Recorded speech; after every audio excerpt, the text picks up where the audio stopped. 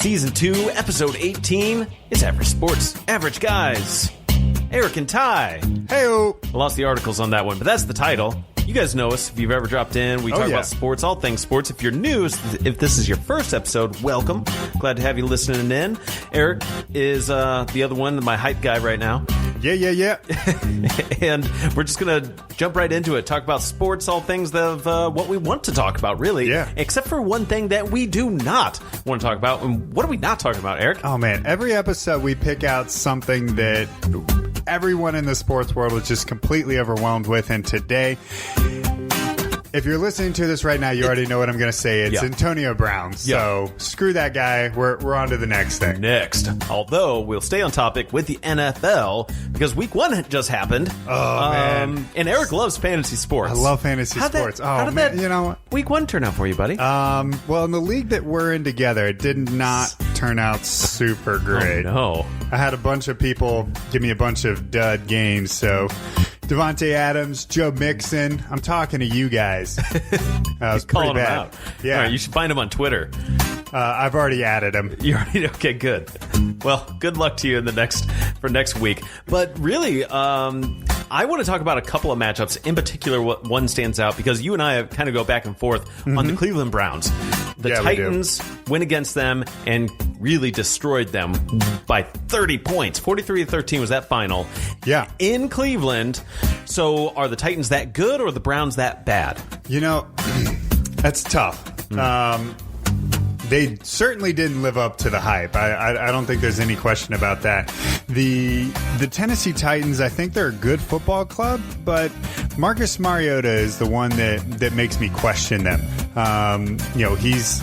He hasn't been great the last couple of years. He's been fine, but nothing outstanding. And I was a little surprised at how well they did play offensively. Defensively, they are a good team, and that's kind of what had them in the playoffs last year is their defense. But they looked better than I thought. I'll give it to Derrick Henry. Derrick Henry is one of my least favorite players in the NFL. I don't know how he just does what he does. Okay. Some games he gets 20 carries and gets like 30 yards, and then other games he'll get a bunch of yards on like no carries. It's crazy. The Browns didn't live up to it. They got some things to work out, and we'll see. And Mayfield might be injured, which is going to be another topic we're going to discuss as part of our shows, as part of our episode actually of the show. We are discussing the injuries latest across MLB and NFL today. But another matchup from Week 1: Ravens and Dolphins. That one, obviously, the Dolphins are just that bad, and the Ravens are a pretty good team. Yeah, I mean, it didn't surprise me that the Ravens blew him out. It surprised me at how fast it got out of control. I'm not surprised by the final score. I'm surprised at how fast they got up to like 40-plus points. Lamar Jackson looks legit and silenced his critics that said he can't throw the ball because he was bombing it all over the field, even if it is against a college-level team.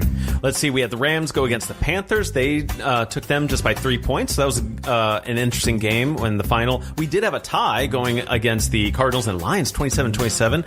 I don't know how you feel about it. I am okay with it, and it was good to see their new quarterback down in Arizona do his thing. A little tight end, a rookie over there in Lions, by the way, Eric. T.J. Hawkinson. Yeah. Look, man. The kid's a stud already. As far as fantasy-level tight ends, he's going to be an anomaly if he actually does it. The statistics always go against fantasy rookie tight ends that it takes him a couple years to get adjusted. Now, he looked good given that was against the Arizona defense, which, the dude could have set up a campsite, stayed an entire night and then broke it down the next morning by the time Arizona got over there to cover him. It was terrible. But, we'll see how he does against better competition, but I think he is going to be a good tight end. Another interesting matchup that occurred was the Cincinnati game, I thought, against Seattle, because I was surprised by that. It was so close. Yeah. Even up and with the 12th man present up in Washington, it was a 21-20 final score on that. However, we did talk about this, I think, for our preseason kind of predictions and talking about that Cincinnati may wind up impressing some people. It's just not sustainable. They don't carry themselves into the playoffs later on. So I think that prediction still holds true. Yeah, their offensive line is bad. Yeah. I think that showed with Joe Mixon. He wasn't really able to create a whole lot. He's a very good, talented back, but it's just kind of been about his offensive line. Last year, he was able to get some stuff done. They passed the ball a lot more than I thought they would in that new offense. So we'll have to see if that continues week to week. But they didn't give too many carries to Mixon or Gio Bernard compared to how much they threw the ball, which I wasn't expecting. Well, they want to see Dalton, do his thing that he's been capable of. But again, I don't think that team's going to be built for a full 16-week season. So they should, they'll still win a couple of games, but they didn't get the first week. No. And a loss is a loss. Colts against the Chargers, though, going into overtime. I was very surprised, very happily surprised by the Colts. They look good. Yep. Jacoby Brissett is a lot better than he was a couple years ago. There's a reason they gave him an extension. He looks good. He's no Andrew Luck, but man, did he get the ball over to T.Y. Hilton and he balled out. It looked good. Marlon Mack had a slow start to the game, but once he kind of figured it out, he got rolling himself too. The Indianapolis Colts surprised me. They did much better than I thought against a very good defense in L.A. Chargers. Very good. Now moving into our topic of the episode, where we're talking about injuries. There have been a lot. It feels like it was just a heavy week. Maybe because of football being just now ever present in the sports headlines. Of course, that's a violent sport. You're going to see an uptick in some pretty prominent injuries. So I want to start there. Who'd we lose week one that would be very impacting, the most impacting for their team? The most impacting for their team is going to be Nick Foles. Absolutely. Broke his collarbone. They ruled him out immediately. When I saw him leave the field, then they ruled him out instantaneously. You didn't know what the injury was. I said to some of my other friends, I said, it's a broken collarbone or a separated shoulder. You don't rule someone out that quick unless you already know how or what that injury is. So that's going to be impactful to Jacksonville. Now, their backup quarterback, Gardner Minshew, I'm not sure what it was. He came in, he looked good. We'll have to see if that continues once people get some tape on him.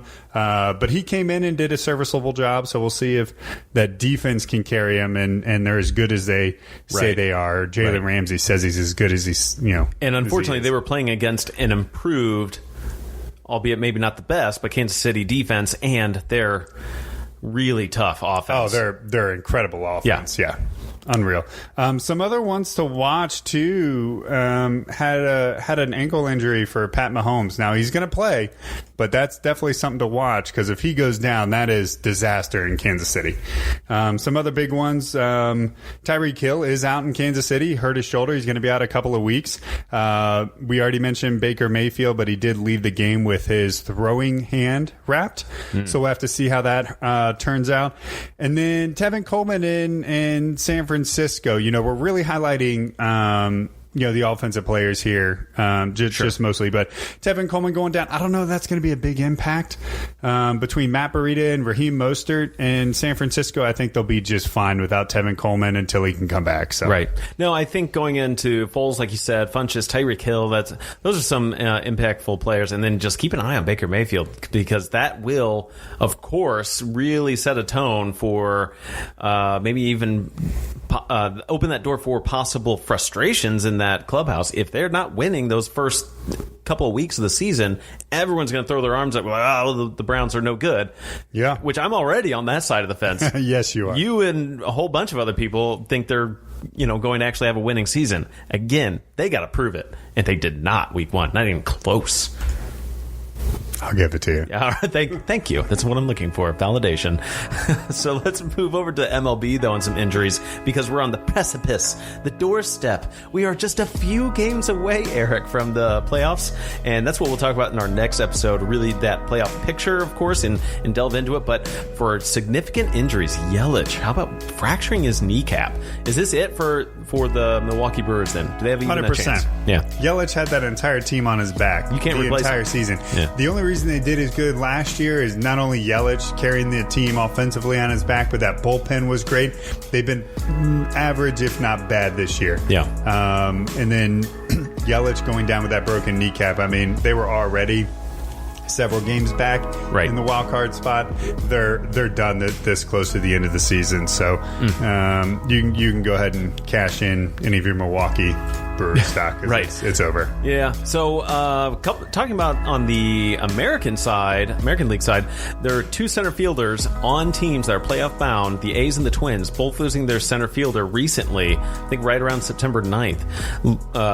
Luis Barrera of the A's, he's out, I believe, for the rest of the season due to a shoulder injury, going under surgery. Same with Byron Buxton. Yeah, that's big. Yeah, he gives a performance, and he makes a difference for that team. So on the Minnesota Twins, do you count them out to get bounced early? Those impactful enough, or baseball? You kind of come around that a little bit more. Going far, because I would think the Twins have a chance.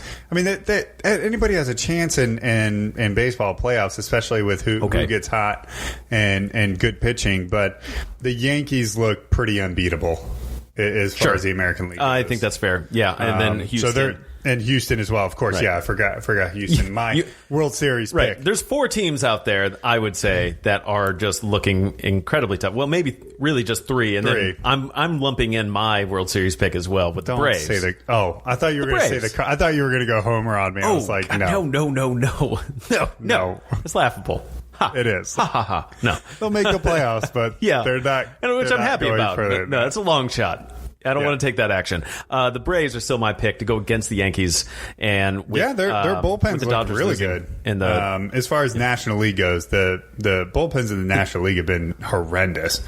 So bullpens are going to be big for Cardinals and the Braves, who have the best bullpen in the NL, to get through. If they're going to beat a team like the Dodgers, they're really going to have to lean. But back to my point, the Dodgers, the Yankees.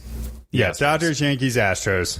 Who's going to be clearly the favorite? Mm-hmm. Yeah, absolutely. Yeah, if you want to lump in a team that gets hot, Atlanta or so if you want, else. So if you want a chance, like the Indians, who lost Kluber to an oblique injury, he's out. So done for the season. And they're a half game back right now as we're recording. They're close. So they could very well be back in the playoffs. What do they do to stay relevant? They're going to have to come around that. And another team who's also just like the Indians, in case you haven't heard, second baseman or shortstop rather, Javi Baez of the Cubs, broken thumb. Broken thumb, I think is what it was, but it's definitely a thumb injury. He significant enough to done for the season, and the Cubs are currently sitting, if I'm not mistaken, in the second wild card spot. Yeah, 4 games back in the division. But 4 games back in the division, but they're in the second wild card spot. Ty, is that right correct? Underneath Washington? Yeah. Okay. So, in really looking at that picture, Milwaukee is close, followed by Philly and Arizona, who's actually making a turnaround. They're 2.5 games back for the Diamondbacks. So, I think it could be a wild shakeup, and that's why we will bring the whole playoff picture for our next episode, which is really in about 2 weeks. And that's when each team's looking at about 18 games left of the season. Yeah. So, we'll have it pretty well decided, and I look forward to talking about it, because what we are looking at right now, I don't think is going to stay. I think some changes will happen. And then last thoughts, not injury related. The Dodgers already clinched. They already won. That's how good they are. So I just want to drive that point home. But most anyone who's having a clue with baseball is going to be ahead of me on that one. They're aware. And we are steamrolling along on this episode now for our next segment we like to call Who You Got. Always pick something where Eric's going to make a selection, I'm going to make a selection, we debate about it, and then just kind of go on there. Yeah. On this one, we're picking best wide receivers currently playing in the league. So, Eric, who you got? Oh, man. I had to think about half a second for this one, because to me the answer is clear and obvious. Ooh. It is wide receiver for the Houston Texans, Mr. DeAndre Hopkins. Thank you. Yeah. It is clearly the selection. Let me run you through some stuff here. Rookie in 2013. Had a really good rookie campaign, 52 targets, 802 yards, 2 touchdowns. But then he started to really kind of pick it up. Had 1,200 yards the next year with 6 touchdowns. 2015 was his breakout year. He had 1,500 yards, 11 touchdowns. 2016 was not a great year for him, and I'm going to go over that here in a second on even with that bad year, why I still think he's the best. So he had 954 yards, 4 touchdowns. Since then, 2017, 96 receptions, 13 touchdowns. Last year, 115 receptions, which is insane, 11 touchdowns. This year, he's already off to 8 for 111 and 2 in that Monday night game against the Saints. Now, the reason that DeAndre Hopkins is clearly my number one is the type of quarterback he has had to play with until he got Deshaun Watson.